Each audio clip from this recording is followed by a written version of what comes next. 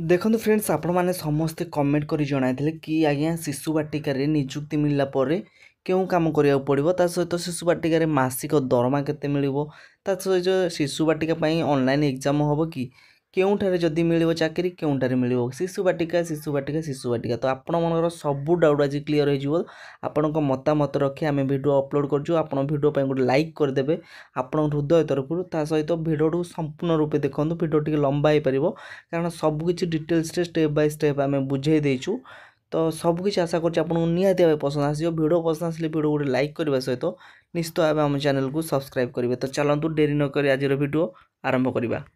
देखिपे राज्य में शिशु बाटिका गुड़िक शिशु सेविका नियोजित कर मुख्यमंत्री श्री मोहन चरण माझी नीतिगत निष्पत्ति ग्रहण कर शिशु सेविका मान मुख्य उद्देश्य होउछि पिला मानकु सहायता जोगाइबा सहित शिक्षक मानक उपर रहुथिबा अणशिक्षा कार्यर बोझ को हल्का करबा। राज्य में मोट 45,000 सरकारी प्राथमिक विद्यालय में चलित शिक्षा वर्ष ठारू शिशु बाटिका खोल जाइछि। एथिरे 5 ରୁ 6 वर्ष बयसर पिला मानकु पाक प्राथमिक शिक्षा प्रदान करा जाइछि। शिशु बाटिका पिला मानक संख्या को दृष्टि रखी आवश्यकता अनुसार शिशु सेविका निजुक्ति निष्पत्ति नियाजिबो। 45,000 वैकेंसी आसी आहुरी अधिक भी आसीबो केवल छोट छोट पिला मानकु या पढ़ाइबा पाई। प्रथमे आमे कथा हबा जे केउठारे मिलिबो चाकरी तो आपन को डिटेल्स रे देखि परथि आपण जॉब रो लोकेशन रही ओडिया माने सॉरी ओडिशा ओडिशार जेकोसी स्थान में ता बोली नुह आपन अलग अलग डिस्ट्रिक्ट आपन डिस्ट्रिक्ट आखपाख अंचल जो स्कूल थी सेठारे आम आपण मैंने चाकरी पाइपर जदि आप पोस्टिंग पाँच ताने नुह कि तुम मयूरभंज डिस्ट्रिक्ट तुम कलाहांडी डिस्ट्रिक्ट चाकरी एभली सिस्टम नुह आपण पाखआख अंचल आपन को भी चाकरी मिल पार। ठीक अच्छे सालारी कथा हाँ सालारी 2 नंबर पॉइंट एटा सालारी आपन को 3,000 ରୁ 6,000 टका आपको किंतु वर्तमान आपन जानते जे या रैली करा जायछि सरकार पाखे जे आंदोलन कराई शिशु सेविका सालारी बढ़ाइबा पई किंतु आपन मैक्सिमम 8,000 ରୁ 10,000 आपन को निश्चित भाव पर मंथ मिलिबो 8 ରୁ 10,000 निश्चित भाव टेंशन नियंतुनी आपन को जेकोसी भी महिला पोस्टिंग पाउछंती से 8 ରୁ 10,000 टका निहाती भाव सरकार तरफ मिल गवर्नमेंट चाकरी आगु भी बढ़िबार संभावना रही।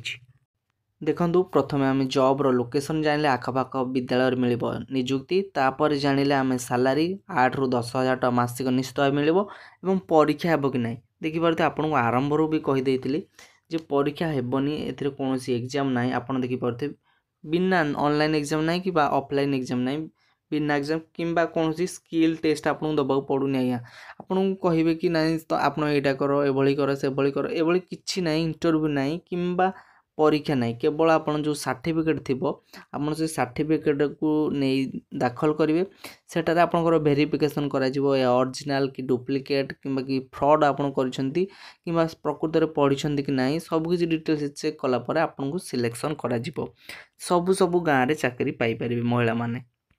शेष कथा देखिपे पिला माने वर्तमान जो क्वेश्चन करुले जे एथिरे कौन काम करिया पड़िबो काम कौन आपन को आवश्यक देखिपे आम आरंभ कहीदे प्रथम पॉइंट रे पिला मानक जत्न नेबा सहायता करेंगे शिशु सेविका जो मैंने पोस्टिंग पाइबे धरने आप चाकरी हो गला आप काम कौन ना पिला मानकर जत्न नेबे पिला माने किभली दुष्ट होछंती कि बाहर बुलुछंती तार माने जत्न नेबे ता सहित क्यों पिला माने माने कुआडे जाउछंती हेरी कि क्लास रे रहू नांती आपण ताकू नहीं तदारख करेंगे प्रथम पॉइंट।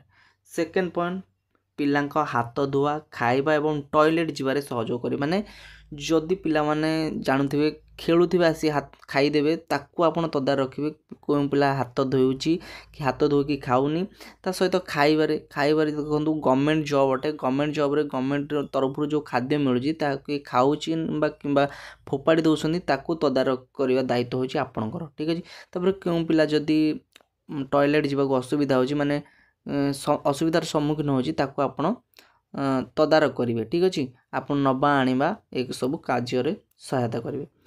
तृतीय नंबर रही पिला माने कांदिले कि अझट हेले से बुझेबे या महिला मान पोस्ट आप जानते शिशु सेविका जदि क्यों पिला अझट होची माने स्कूल जीवाकू राजी होना ताकू आपण मनवा पड़ो कि कौन सी पिला जदि स्कूल जाइछि सेठू घर को जावाई अली करुच्ची माने कांदुची ताकू भी आपन बुझाऊ पड़ो बुझे कि रखिए ता सहित जदि भी किसी ପିଲାକୁ ଦରକାର ହେଲା ତାକୁ ବି ଆପଣ ସହାୟତା କରିବେ। ତା ସହିତ ଚତୁର୍ଥ ପଏଣ୍ଟ, ପିଲାଙ୍କୁ ବହି ଖେଳନା ଆଦି ବିଭିନ୍ନ ସହାୟକ ଜିନିଷ ଯୋଗାଇବେ।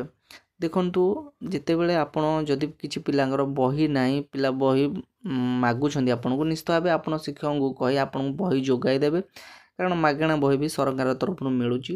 ଯଦି ବହି ଦେଇ ସାରିଲା ପରେ ବି ଯେତେବେଳେ ଖେଳ ପିରିୟଡ଼ ଆସୁଛି ଆପଣ ଖେଳ ଟାଇମ୍ରେ ପିଲାମାନଙ୍କୁ ବି ଖେଳନା ଦେବେ। କ୍ଲାସ୍ ୱାଇଜ୍ ଆପଣଙ୍କୁ ଖେଳନା ବାଣ୍ଟିବାକୁ ପଡ଼ିବ। ପିଲାମାନେ ଯେତେବେଳେ ଖେଳି ସାରିଲା ପରେ ସେ ଖେଳନାକୁ ଆପଣ ଦାୟିତ୍ୱରେ ନେଇ ସେଇ ରୁମ୍ରେ ରଖିବାକୁ ପଡ଼ିବ, ଖେଳ ରୁମ୍ରେ। ଠିକ୍ ଅଛି, ଏହା ଆପଣଙ୍କ ଦାୟିତ୍ୱ ଅଟେ। 5 ନମ୍ବର କ'ଣ? 5 ନମ୍ବରରେ ପିଲା କୌଣସି କାରଣରୁ ଅସୁସ୍ଥ ହେଲେ ଶିକ୍ଷକଙ୍କୁ ଜଣାଇବେ। ଯଦି କୌଣସି ପିଲାର ମାନେ ଜାଣିଥିବେ ଆପଣମାନେ ମୁଣ୍ଡ ବୁଲେଇ ହେବା କିମ୍ବା ଜ୍ୱର ଆସିବା, ଯେକୌଣସି ବି ପରିସ୍ଥିତି, ଗୋଡ଼ କିଛି ଅସୁବିଧା ହେଲା, ଏଭଳି କିଛି ଅସୁବିଧା ହେଲେ ଆପଣ ନିଶ୍ଚିତ ଭାବେ ଶିକ୍ଷକଙ୍କୁ ଜଣାଇବେ। ଶିକ୍ଷକଙ୍କୁ ଜଣାଇ ତାକୁ ସୁସ୍ଥ କେମିତି କରିବେ ସେଇଟା ପଦକ୍ଷେପ ନିଆଯିବ। ଠିକ୍ ଅଛି। ଏବଂ ଶେଷ ଆପଣଙ୍କ ପାଇଁ କାମ, ପ୍ରତ୍ୟେକ ଦିନ ପିଲାଙ୍କର ଦିନ କେମିତି କଟିଲା ତା ଆପଣ ନୋଟ୍ ପ୍ରସ୍ତୁତ କରିବେ। ମାନେ ପ୍ରତ୍ୟେକ ଦିନ ଦେଖିବେ କେଉଁ ପିଲା ଦୁଷ୍ଟ ହେଉଥିଲା, ବର୍ତ୍ତମାନ ସେ ମାନେ ଠିକ୍ ରାସ୍ତାକୁ ଆସିଲାଣି। ତା ସହିତ କେଉଁ ପିଲା ଦୁଷ୍ଟ ହେଉଛି, କେଉଁ ପିଲା ପାଠ ପଢ଼ୁନି, ତାର ଗୋଟେ ନୋଟ୍ ଆପଣଙ୍କୁ କରିବାକୁ ପଡ଼ିବ, ଯାହାକି ସାର୍ଙ୍କୁ ବି ଦେବାକୁ ପଡ଼ିବ। ଏହି କାମ କରିବାକୁ ପଡ଼ିବ। ଆପଣଙ୍କୁ କୌଣସି ଅଲଗା ପଢ଼େଇବେନି, ଆପଣଙ୍କୁ ପଢ଼ାଇବା ପାଇଁ ହିଁ ଏହା ନୁହଁ, କେବଳ ଏହି ଯତ୍ନ ନେବେ ପିଲାଙ୍କ ସୁରକ୍ଷା ପାଇଁ ଆପଣଙ୍କୁ ନିୟୋଜିତ କରାଯାଉଛି। କେମିତି ଲାଗିଲା ଭିଡ଼ିଓ ନିଶ୍ଚିତ କମେଣ୍ଟ ବକ୍ସରେ କମେଣ୍ଟ କରି ଜଣାନ୍ତୁ। ଯଦି ଭିଡ଼ିଓ ପସନ୍ଦ ଆସିଲା ଭିଡ଼ିଓ ଗୋଟେ ଲାଇକ୍ କରିବା ସହିତ ଚ୍ୟାନେଲକୁ ନିହାତି ସବସ୍କ୍ରାଇବ୍ କରିବେ, କାରଣ ଆପଣଙ୍କ ପାଇଁ ହିଁ ଆମେ ଏହି ଭିଡ଼ିଓଟି ଆଣିଥିଲୁ। 2 ନମ୍ବର କଥା ହେଉଛି, ଯଦି ବି ଶିଶୁ ବାଟିକାରେ କୌଣସି ଅସୁବିଧା ହେଉଛି ଆପଣ ନିଶ୍ଚିତ ଭାବେ ଆମକୁ କମେଣ୍ଟ କରନ୍ତୁ, ଆମେ ଆପଣଙ୍କୁ ନିଶ୍ଚିତ ଭାବେ ଉତ୍ତର ଦେବୁ। ତ ଜାଣିଥିବେ ଆପଣଙ୍କୁ 45,000ରୁ ଭ୍ୟାକେନ୍ସି ଆସିଛି ବର୍ତ୍ତମାନ, କିନ୍ତୁ ଆହୁରି ଅଧିକ ବଢ଼ିବାକୁ ଯାଉଛି। ଠିକ୍ ଅଛି, 45,000ରୁ ଆହୁରି ବଢ଼ିବ। ଆପଣ ନିଶ୍ଚିତ ଭାବେ ନିଜ ଆଖପାଖ ଅଞ୍ଚଳରେ ଆପଣଙ୍କୁ ଚାକିରି ମିଳିବ। ମାନେ ଆଖପାଖ ଅଞ୍ଚଳରେ 5 କିଲୋମିଟର ଭିତରେ, ମନେ ରଖିଥାନ୍ତୁ, ଯେଉଁ ବି ସ୍କୁଲ୍ ଅଛି ସେ ସ୍କୁଲ୍ରେ ଆପଣ ନିଯୁକ୍ତି ପାଇପାରିବେ ଯଦି ଆପଣ ଆବେଦନ କରୁଛନ୍ତି। ମୁଁ ଆଶା କରୁଛି ନିଶ୍ଚିତ ଭାବେ ଆପଣମାନେ ଆବେଦନ କରିବେ, କାରଣ ଓଡ଼ିଶାର ବହୁତ ମହିଳା ଏଥିପାଇଁ ଯୋଗ୍ୟ ଅଟନ୍ତି, ଯେଉଁମାନେ ବି ପାଠ ପଢ଼ି 10ମ ପଢ଼ି କୌଣସି ଚାକିରି ବାକିରି ପାଇନାହାନ୍ତି, ସେମାନଙ୍କ ପାଇଁ ବି ବହୁତ ଅପରଚୁନିଟି। ଯେଉଁମାନେ ପଢ଼ିଛନ୍ତି, ଆପଣ କାମ କରିବାକୁ ଚାହୁଁଛନ୍ତି ଗଭର୍ଣ୍ଣମେଣ୍ଟର, ନିଶ୍ଚିତ ଭାବେ ଆପଣଙ୍କ ପାଇଁ ବହୁତ ହେଲ୍ପଫୁଲ୍ ହେବ। ଠିକ୍ ଅଛି, ତେଣୁକରି ଡେରି ନକରି ଆପଣ ଯେତେ ବି ମାନେ ମହିଳା ଅଛନ୍ତି ଆପଣ ନିଶ୍ଚିତ ଭାବେ ଆବେଦନ କରିପାରନ୍ତୁ, ଆପଣଙ୍କ ଭାଗ୍ୟ ବି ବଦଳି ଯାଇପାରେ। ତେଣୁକରି 2 ନମ୍ବର କଥା, ଯଦି ଆପଣମାନେ ଆବେଦନ କରୁନାହାନ୍ତି, ଆପଣଙ୍କର ଘରର ପରିବାରର ଯେକୌଣସି ମହିଳା ସଦସ୍ୟ ଯଦି ଆବେଦନ କରିବା ପାଇଁ ଚାହୁଁଛନ୍ତି, ତେବେ ନିଶ୍ଚିତ ଭାବେ ଇନଫର୍ମେସନ୍ଟି ଜଣାଇଦେବେ, କିମ୍ବା ଯଦି ଆପଣ ଜଣାଇବାକୁ ଚାହୁଁନାହାନ୍ତି ନିଶ୍ଚିତ ଭାବେ ଆମ ଏହି ଭିଡ଼ିଓଟି ସେୟାର କରିଦେବେ, କାରଣ ତାଙ୍କ ପାଖରେ ପହଞ୍ଚିଲେ ହିଁ ସେ ବି ଉପକୃତ ହୋଇପାରିବେ। କେମିତି ଲାଗିଲା ଭିଡ଼ିଓ ନିଶ୍ଚିତ କମେଣ୍ଟ ବକ୍ସରେ ଜଣାଇବେ। ଆଶା କରୁଛି ଆପଣମାନେ ସମସ୍ତେ ଭଲରେ ଥିବେ, ଭଲରେ ଥାଆନ୍ତୁ। ଜୟ ଜଗନ୍ନାଥ, ରହୁଛି। ପୁଣି ନେକ୍ସଟ ଭିଡ଼ିଓ ଦେଖା ହେବା।